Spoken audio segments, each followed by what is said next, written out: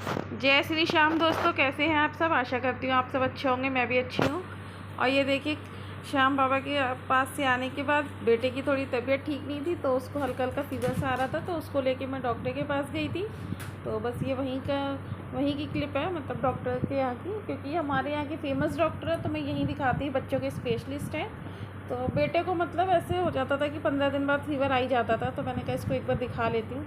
तो उन्होंने कुछ टेस्ट वगैरह किए थे, तो उसके लिए ब्लड सैंपल ले रहे थे। तो 3 दिन से लगातार जा रही थी डॉक्टर के पास, तब जाकर उन्होंने ब्लड टेस्ट किया है और ये सैंपल लिया है।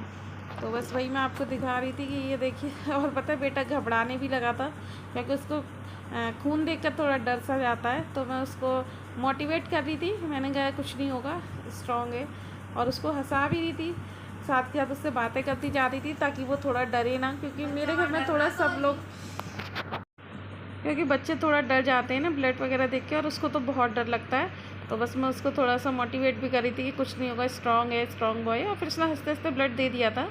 और उसके बाद फिर मैंने उसको थोड़ा सा ये शेक, बराबर में शेक की शॉप थी, तो मैंने कहा चलो आज ब्लड भी लिया, मैंने कहा चल शेक पिला देती हूँ। तो उसने शेक ले लिया था, हालांकि पी नहीं रहा था, बहुत नखरे दिखा रहा था, लेकिन फिर भी ज़बरदस्ती पिलाया तो पी लिया उसने घर आकर। और बस फिर उसके बाद नेक्स्ट डे थी कि अनंत चतुर्दशी की पूजा थी, जो अनंत चतुर्दशी बोलती है, तो उसकी मैं पूजा कर रही थी, क्योंकि हमारे यहाँ पे ना इसकी अनंत चतुर्दशी की पूजा होती है। तो इसमें वो बनते हैं, अनंत बनते हैं, जो कि घर के जितने भी फैमिली मेम्बर्स होते हैं वो सबकी दाई भुजा पे बांधा जाता है। तो वो मैंने सुबह उठ के बना लिए थे, और बस उसी की मैं पूजा कर रही थी। तो आप लोग बताइएगा कि आप लोगों के यहाँ किस किस क्या इसकी पूजा होती है और कैसे पूजा होती है, क्योंकि मेरे यहाँ तो अनंत की पूजा इसी तरह होती है। और ये अनंत मैंने बना लिए थे, तब धागे को डबल करके, और उसमें 14 गांठें लगाई जाती हैं।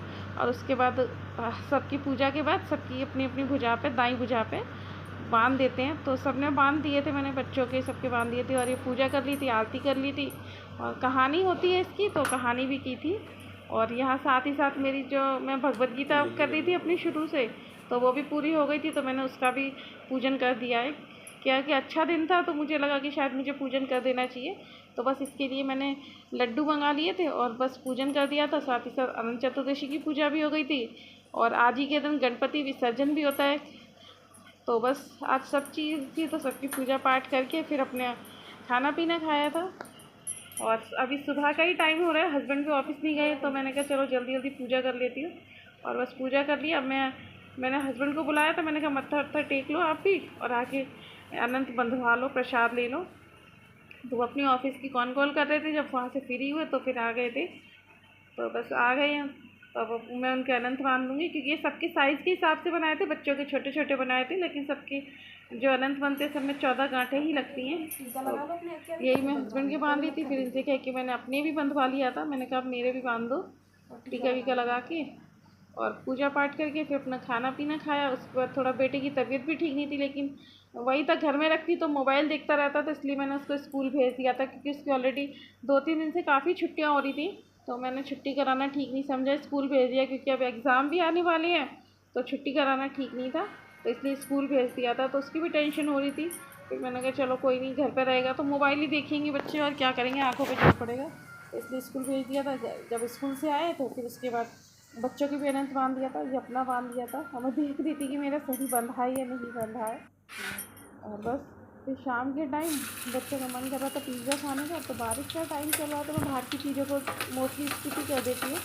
और मैं बच्चे पर गुस्सा कर रही थी कि खाने का शौक है, तो घर में भी तो हम बना के खा सकते हैं। तो बस इसी वजह से मैंने पिज़्ज़ा के लिए सामान रखा हुआ था।